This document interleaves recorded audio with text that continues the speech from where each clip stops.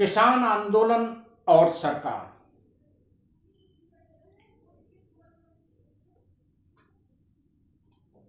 विपरीत ध्रुवों पर।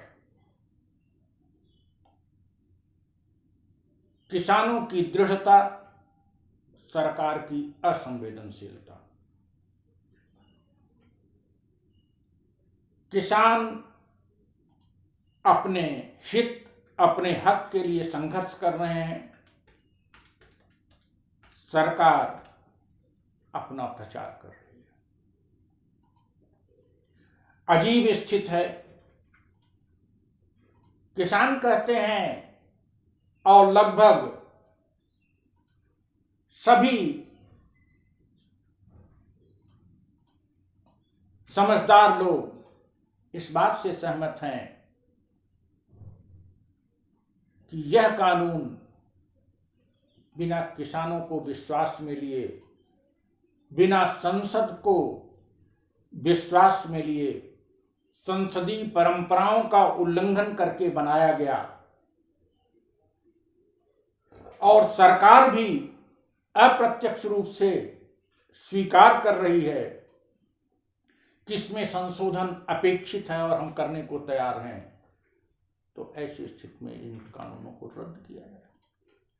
सरकार कहती है कि हम संशोधन करेंगे, आपकी कुछ मांगे जायज भी हैं, लेकिन जब किसानों से दूर हटती है तो प्रचार करती है कि जैसे ये कानून किसानों के सभी कष्टों का निवारण करने के लिए बने।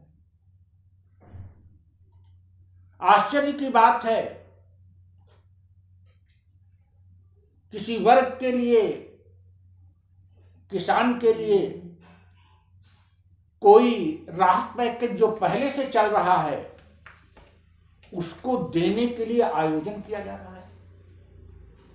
जैसे आज जो है किसानों को बहुत बड़ी राहत आप दे रहे हो, इतने हजार करोड़ का हम किसानों को राहत दे रहे हैं।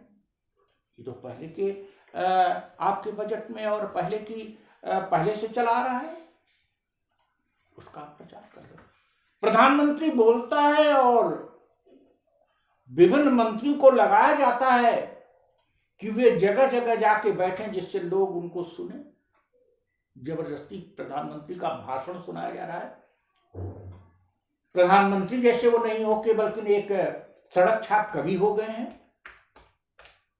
सड़क छाप कवि लोग, साहित्यकार लोग इसको बुरा नहीं मानेंगे, लेकिन सामान्य तौर पर जो गली के कवि होते हैं वो चाय की दुकान पर लोगों को चाय पिला के अपनी कविताएं सुनाते हैं। प्रधानमंत्री जी जबरदस्ती जो है अपनी बात सुनवा रहे हैं, सारे मंत्रियों को लगा देते हैं। जैसे चुनाव कैंपेन हो रहा है, मंत्रियों को लगा दिया गया। सार्वजनिक धन का दुरुपयोग आप कर रहे हो अपने प्रचार में। आप क्या दिखाना चाहते हो कि आप रविन्द्रनाथ टैगोर हो गए हो? आप क्या दिखाना चाहते हो कि आप महात्मा गांधी हो गए हो? आप क्या दिखाना चाहते हो कि आप मदर टेरेसा हो गए हो? मान्यवर, छल से काम नहीं चलेगा। प्रधानमंत्री का पद है, इसकी मर्यादा को रखिए। एक तरफ किसान से कहते हैं बात करेंगे, दूसरी तरफ कहते हैं कि ये कानून परफेक्ट है, फिर बात करने के लिए कहते हैं संशोधन कर देंगे। अगर संशोधन करना है और आपको भारत के संसद का सम्मान बनाए रखना है और आप संशोधन के लिए तैयार हैं, और आप में अगर यह हनक है या ईगो है या आप कहते हैं एक संवैधानिक दृढ़ता है, सैद्धांतिक भी मैं मानता हूं कि कानून बनाना आपका काम है, संसद का काम है, किसान का नहीं है, मजदूर का नहीं है, एक विश्वविद्यालय के प्रोफेसर का नहीं है, अधिकारी का नहीं है, आपका काम है। तो आप क्यों नहीं संसद का सत्र बुला लेते और संसद सदस्यों को विश्वास में लेके, अपने दल के और अन्य दलों के, इस कानून को अगर ज्यादा काज इसके बदलने हैं तो इस कानून को रद्द करके नया कानून बना देते, या इस कानून में ही समस्त यथोचित बातों को रख देते। अपने आप किसान मान जाता, स्वीकार कर लेता। किसान को खोल नहीं चाहिए, किसान को वास्तविक उसका हक चाहिए। किसान को अपने जीवन निर्वाह का हक चाहिए, किसान को अपनी लागत का समुचित मूल्य चाहिए और किसान को इस कार्य से, किसान के कार्य से अपने जीवन के लिए सभी कार्यों को करने के लिए समुचित लाभ चाहिए, समुचित धन चाहिए। आप न कानून बना रहे हो, न संसद का सत्र बुला रहे हो। आप इस बात पर तैयार नहीं हो कि रद्द किया जाएगा, तो किस चीज का बुलावा देते हो? और मान्यवर, कब तक आप ऑटोक्रेटिक तरीके से काम करोगे? मीडिया को खरीद कर आपने न केवल अपनी मर्यादा समाप्त की, भारतीय गणतंत्र के राष्ट्रपति की मर्यादा समाप्त की कि वो भी कोई दार्शनिक भूमिका निभा नहीं कर पा रहे हैं। आपने अपने मंत्रियों की मर्यादा समाप्त की, उनको प्रचारक केवल बनाकर। आपने अपने सांसदों की मर्यादा समाप्त की,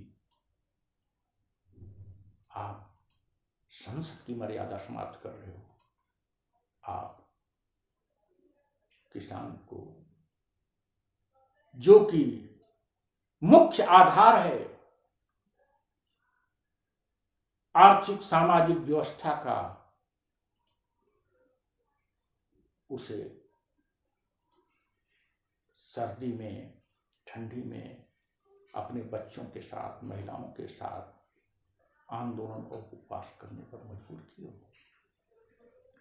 भारत सरकार, आप मीडिया को खरीद के अपने मंत्रियों को चरण वंदना का कार्य सौंप कर और अपने सांसदों का मुंह बंद करके देश पर शासन नहीं कर पाओगे। और जब आप शासन से हटोगे तब आपको इस बात का एहसास होगा कि आपने देश को कितना खोखला बना दिया है।